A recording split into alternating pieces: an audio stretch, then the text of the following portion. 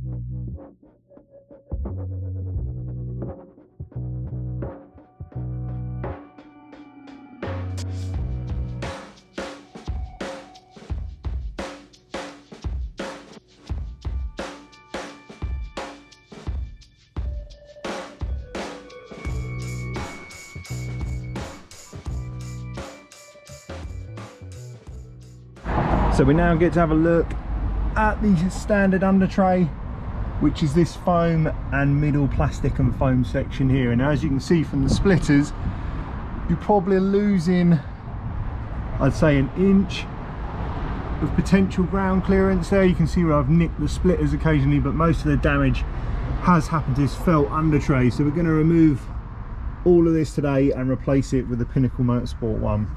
Like I say, you can get a good idea of how much lower that foam sits in the splitter, so you're going to gain potentially an inch of ground clearance, which is going to be ideal for when I put the KW has kit on.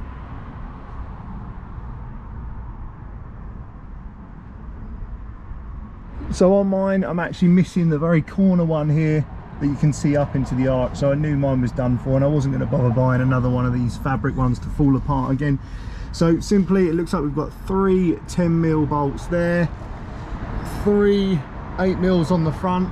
These two I've seen through the other side actually hold like a cable, so I guess if this fails it won't fall to the floor. Missing a screw under one of the splitters and another one on the corner. Then I'm hoping that you'll see shortly that this will all just drop down.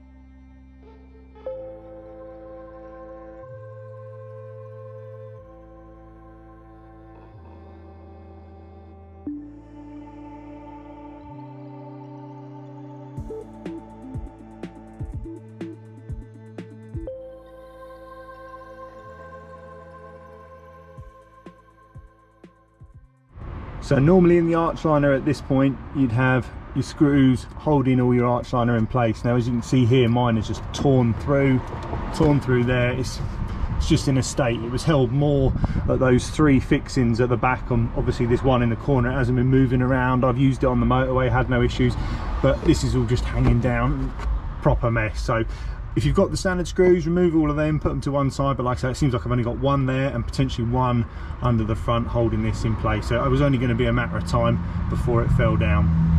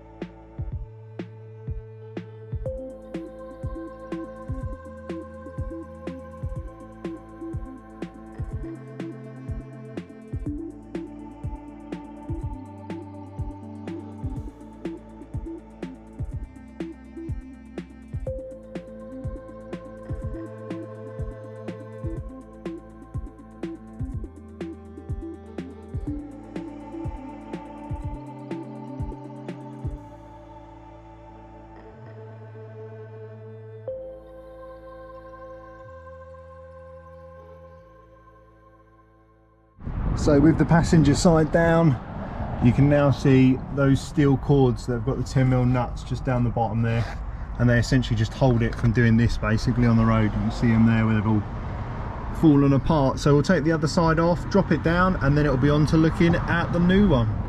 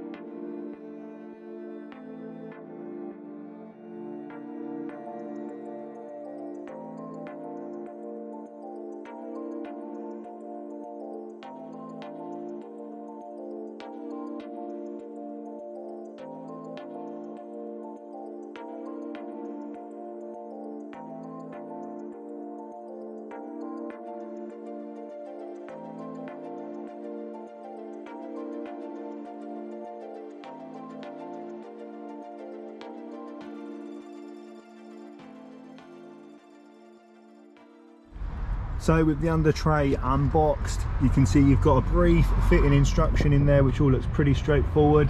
brand new nuts and bolts, as mine were pretty corroded, a drill bit which we're going to need to drill into here for the arch liners using the original screws, and the one on the side there. Now, as you can see, it comes with all the rubber weather strip as well for the radiator, I believe. And we've got, like I say, the old one behind it there that looks an absolute state, missing the driver's side cover, so all the shite could go up into the arch, unfortunately, but that should stop now because it'll be covered.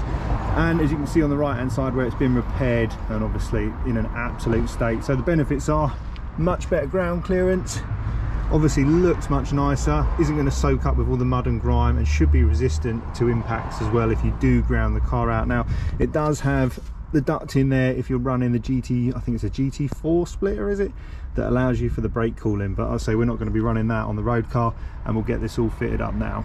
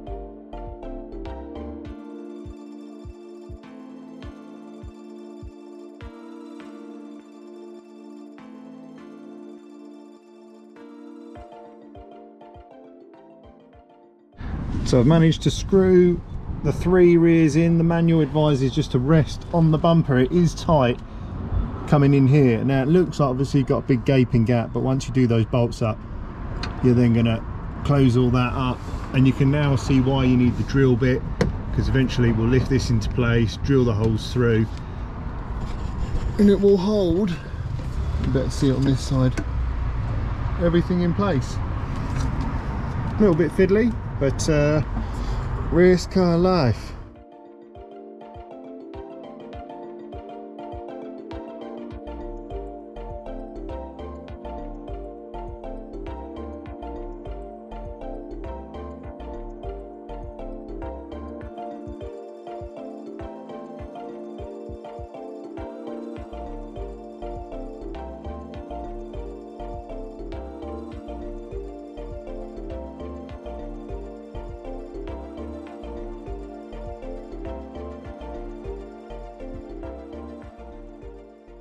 So with the 6 bolts now done up, I'm going to go on to fitting and drilling basically into the 2mm holes, or whatever the size drill bit is. It might have been a 3mm from memory.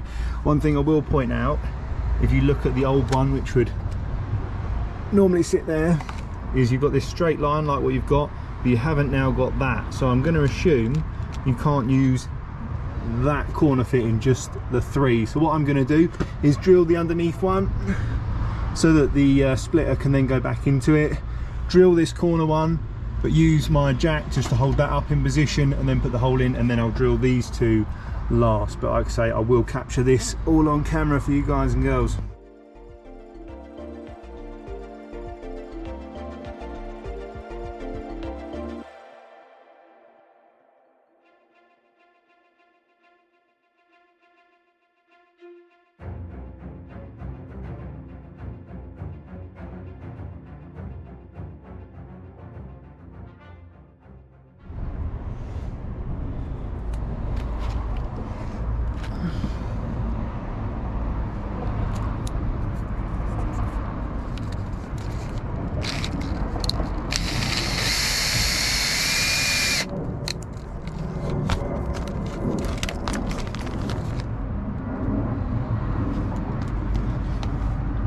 So after drilling at the first hole, I thought, you know what, there's nothing under that side, but back towards the car you could end up hitting something, so just run a roll of tape, and what we'll do is when the hole goes through, it will just stop there, save you damaging anything behind the arch liner.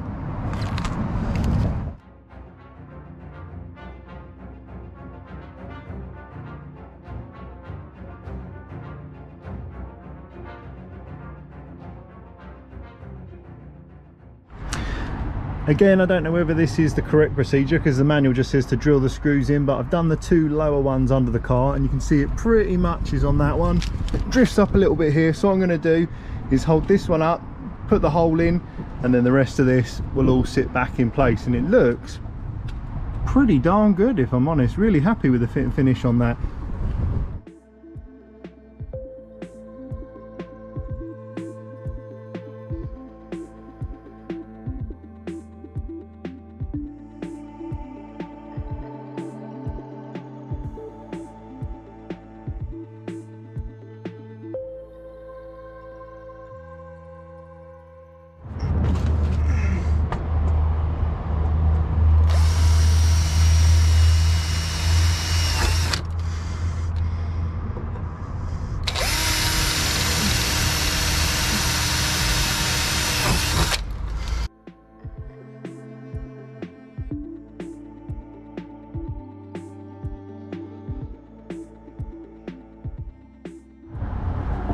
So as you can see, we now have the corner one in, the 2, and then as I mentioned, because of the arch liner gap, we can't get that one in, so that one stays there, but it's pretty solid. And as hopefully you can see there,